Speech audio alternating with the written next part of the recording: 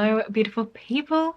I'm so excited because I'm going to be filming my first writing vlog. So I have been writing over the past like maybe year or so, and it's obviously, you know, something I really love now, so I wanted to share that with you all. Basically, my perception on writing has been very rigid for so many years. So, you know, for so long people would ask me, oh, you read so many books, would you ever write a book? And I'd be like, no, I'm not qualified. Like, I can't write. I'm not naturally creative. I would literally think I wasn't creative because obviously creativity comes in so many different forms and is different for everyone. So when I thought of writing, I thought of a specific, you know, type of writing and type of novel. So I always thought of it as fiction, usually like fantasy, because I was also reading a lot of fantasy back then. So I was like, I definitely can't write this. But also I never really tried. Like, the times I had tried creative writing in the past was for like high school. The way that it was set up in my high school, I definitely felt restricted and I felt stupid and I felt like I couldn't write.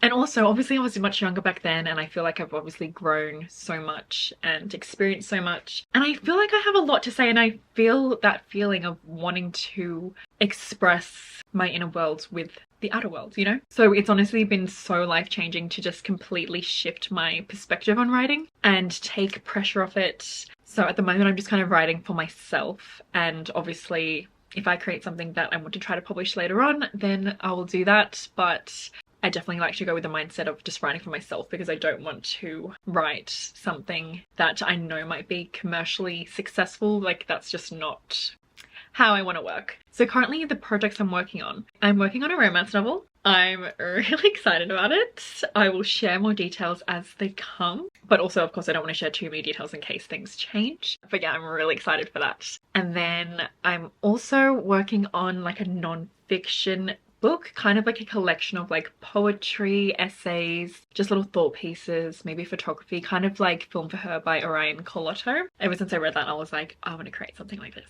And then I'm also working on some like video essays for YouTube, and I have really been enjoying that. There is one that I've been working on for so long, I think since last year. I don't know, it's been a long time. And that is Metamorphosis. So basically I want to create a video that is kind of like a mix of creative footage as well as obviously an essay. And at the moment I have 3 parts, and basically it's going to talk about that really big change in my life after my breakup and everything I learnt from that. I just have a lot to say, and I'm really excited about that, but I am scared because I don't know how long it's going to take.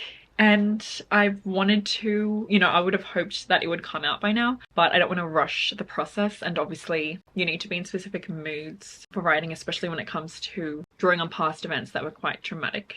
You know, you're not always in the mindset to delve into that. But yeah, I'm really enjoying having multiple projects to work on. So if I'm feeling in a certain mood, I can choose what I'm going to work on. So I'm going to film this vlog over a few days. And at the moment, I'm feeling the vibes on working on a little essay that I might post on my Instagram about how multifaceted humans are and how being fit into one box and one aesthetic is so limiting and frustrating. I really struggle with people viewing me as one certain thing and then getting shocked when they see a different side to me. I understand that that's natural, but obviously everyone has different sides to them. I really have been thinking about that over the past few days especially, so I'm in the mood to work on that. But yeah, honestly, if you were like me and you thought I'm not a writer, just give it a go, because everyone can be a writer and it looks different for everyone. It's so nice to get out what you want to say to the world. So yeah, I'm really loving it. And something that is super helpful for my writing are my beautiful glasses, and GlassesUSA.com are kind enough to sponsor today's video. So I'm very excited to talk to you about them. In case you haven't heard me talk about them before, they are my go-to place for eyewear. GlassesUSA.com is one of the biggest eyewear retailers in the US. They offer thousands of eyeglasses and sunglasses such as Ray-Ban, Gucci, Oakley, and more. I love GlassesUSA.com because you can get affordable, really beautiful eyewear. Their glasses start at only $39, and their glasses are up to 70% off retail prices. So if you love the glasses that I'm about to show you, there is a crazy exclusive offer waiting for my followers, you can just click the link in my description. And this offer is only valid for 24 hours, so I highly recommend taking advantage of that. But like I said, my glasses are obviously key for my writing, so I can actually see, but it also helps to protect against blue light. Blue light glasses are ideal for protecting your eyes at home, at work, or outdoors. And using blue light glasses during screen time helps reduce eye strain, decrease headaches, improve your sleep, and overall increase productivity. And GlassesUSA.com offers a collection of advanced blue light blocking lenses. So my favorite glasses from GlassesUSA.com that I wear a lot are these. These are the Muse Francesca, and I adore them. I think they are so lightweight, they look so nice and sleek, and I just feel like they go with everything. And then for a bit of a different vibe, I love my Amelia E. Bridget glasses. Once again, super lightweight, and I love the color, the shape. It's just beautiful. And of course, while shopping online can be super fun, it can also be kind of overwhelming with all the options. That's why I love GlassesUSA.com, because they have an AR virtual try-on tool, which helps you find your perfect pair. You can see what it looks like on your face before buying, which is obviously so helpful. It's also a risk-free shopping experience shopping at GlassesUSA.com. They have free shipping and returns and a 100% money-back guarantee within 14 days. So obviously, I highly recommend GlassesUSA.com. I've been using their glasses for years, and they are offering a crazy exclusive discount for my followers, so you can click the link in my description below. It's only available for 24 hours, and this discount is on top of any coupon codes that they currently already have on their website too. Thank you so much to GlassesUSA.com for sponsoring this video. I replaced my desk recently, so I got this new L-shaped desk and I am in love. The amount of space I have is just amazing. Like, I literally can put my laptop and then even put my typewriter keyboard. It is just incredible. And then I have space to have like my notebook, my books, anything I need for inspiration or anything else. I literally have my record player here. Like, it is so good. And then my art wall inspires me as I write as well. And if you're wondering, the desk is from Temple & Webster. Love them.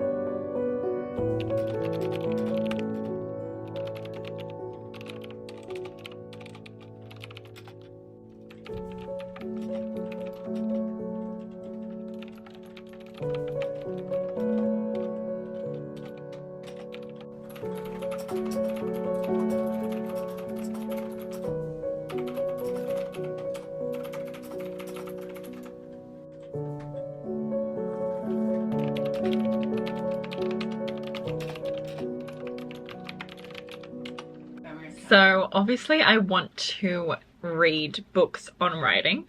I actually own a book by Elena Ferrante. Let me get it. Where are you? Where are you?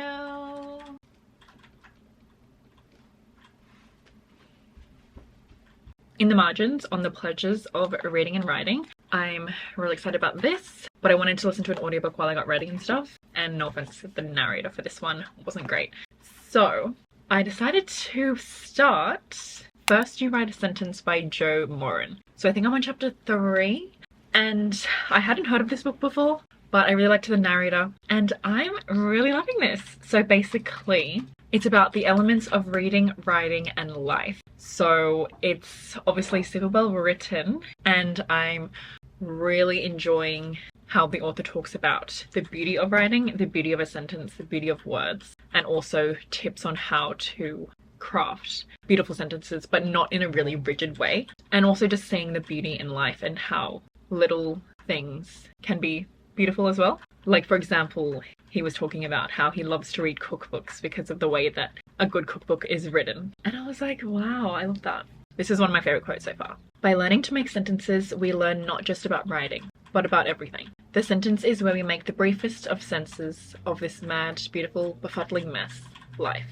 So that has been really helpful so far, and I'm actually going to continue listening to the audiobook while I drive to a book event tonight. I am going to see Gabrielle Zevin, who wrote Tomorrow and Tomorrow and Tomorrow, one of my favourite books of this year, so I'm so excited. She's here for Sydney Writers Festival, so I'm going to see her talk tonight. I'm sure I'll feel really inspired of my writing as well listening to her talk. I saw Samantha Shannon recently at a book event, and she had a lot of really interesting insights into her writing process. So she explained that when she's building characters, she takes her characters out on a coffee date. So she's like literally in a cafe, and she obviously is on a laptop, and she asks the character questions to get to know them. So typical questions you would ask someone when you're getting to know them. And I really loved that, so I've been using that for my character building as well, and I'm really enjoying that process. But yeah, I'm really excited. So I'm gonna leave soon. I've written a lot for my little essay I'm writing. I still need to finish it, but yeah.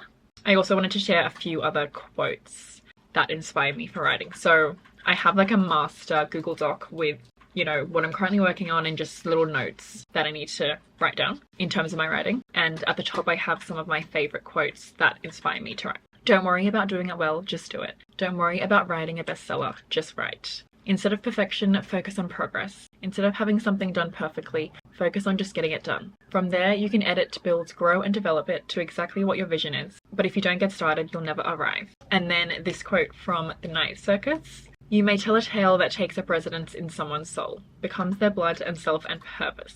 That tale will move them and drive them, and who knows what they might do because of it, because of your words. That is your role, your gift. Anyway, back to writing.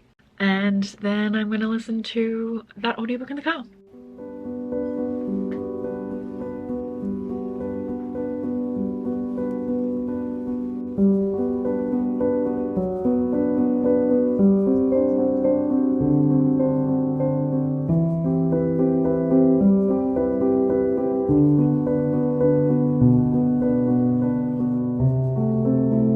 Melanie Camry and Gabrielle Zevin.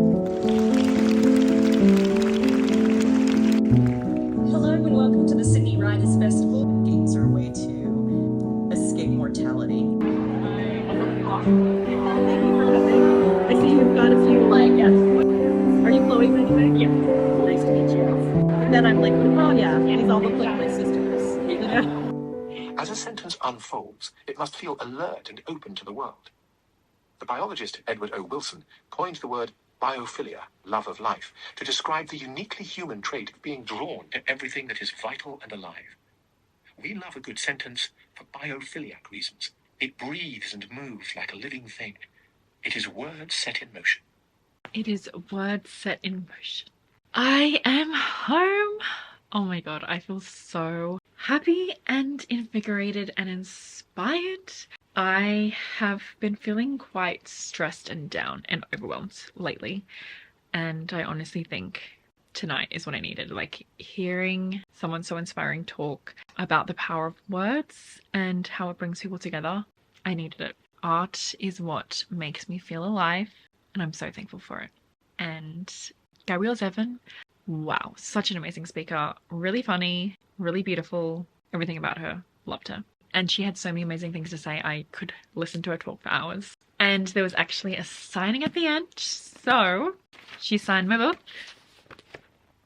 And it says, "To Chloe, hello stranger."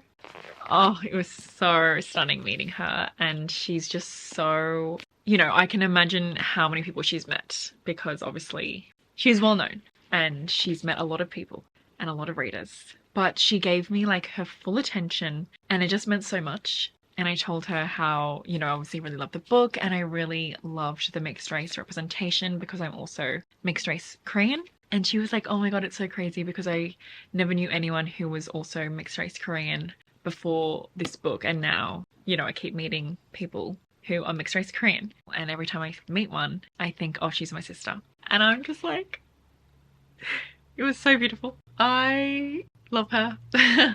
And obviously love this book. Let me read one of my favorite quotes. Oh my god, actually, I love this book. I actually could cry. This is one of my doggy moments on page 228. Don't worry, no spoilers. She walked through another gate. It occurred to Sadie. She had thought after Ichigo that she would never fail again. She had thought she arrived, but life was always arriving. There was always another gate to pass through. She walked through another gate. What was a gate anyway? A doorway. A portal. The possibility of a different world. The possibility that you might walk through the door and reinvent yourself as something better than you had been before. I needed to hear that.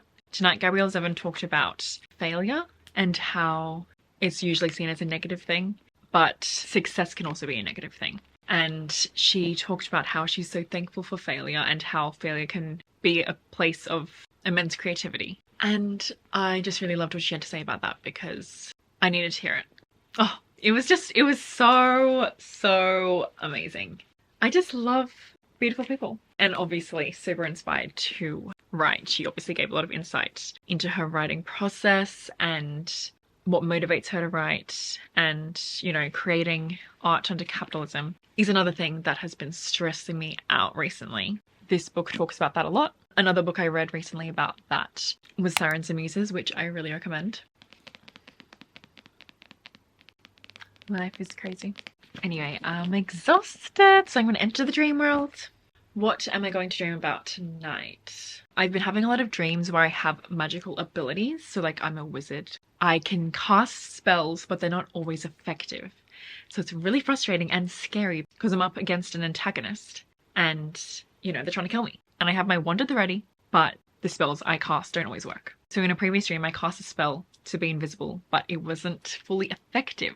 So I was invisible and then the person walked past and they were looking at me. You know, they couldn't see me, but then my spell wore off and then they saw me and it was terrifying. It was really scary.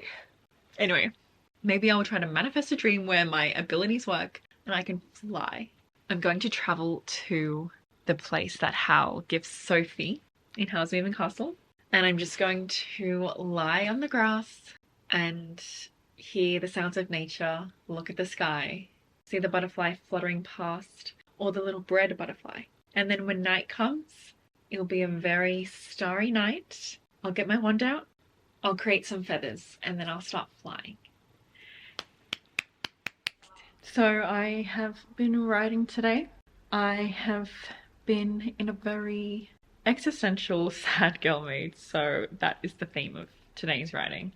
So I've been working on my non-fiction, so it could be a potential essay in there. At the moment, I'm trying not to have like a full set in stone vibe of the book and just kind of writing for it. And, you know, maybe it'll be separate books, maybe it'll be one collection. Obviously not everything will make it into the final product, but for me personally, I need to have something not so set in stone. So it will change as I write, you know, because obviously putting some boundaries in place is necessary, but I don't like to put many in because that's when I feel like my creativity is restricted. So yeah, just some fun little existential pieces I've been writing. And it is interesting because the whole audience element, obviously, who knows if anyone will even read my potential future works. I hope so, but you know, that's obviously not guaranteed. And thankfully, I'm not thinking about like the audience when writing. I don't think that would be helpful because I obviously just want to write for me. But when I went to the Gabrielle Zevin talk, she was asked if she thinks about the audience or the readers when she's writing. And she said how obviously when she first was writing, she wasn't thinking of them because she was like, I don't even know if anyone's going to read my book. But then as her books became more successful, she started to consider them more. And she said it got to a point where it was a bit too much, like it was affecting the process. And now she feels like she's got to a point where she's got a good balance. But yeah, it is interesting to think about. But I think it's also helpful to imagine no one's going to even read it, you know, because that's how I started my YouTube channel. Like a lot of people ask me, are you trying to scare me? No. Are you logging? Yeah. Hey. That was a serious person in the back with the hoodie. Yeah, so a lot of people asked me how I got the confidence to start my YouTube channel, and I honestly just had the mindset that no one would even watch it, so I didn't have that fear. So I think that's the approach I'm going to go with.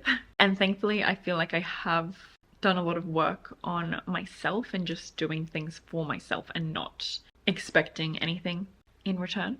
Anyway, I think I'm going to end the vlog here. I definitely want to film more writing vlogs, so let me know what you think of this one and what specifically you'd like me to talk about and showcase. In these vlogs, I definitely want to take you along my journey But thank you so much once again to GlassesUSA.com for sponsoring this video. Don't forget they currently have a crazy exclusive discount for my followers. This is on top of any coupon codes that they currently have on their website. It's only available for 24 hours, so click the link in my description for all the details. If you're looking for more content from me, I have my Patreon always linked below, and that is where I upload extra content like extra vlogs. We do a monthly live show, we do a monthly book club, etc. I have all my socials below, including my Twitch, which is where I stream and connect with you all live.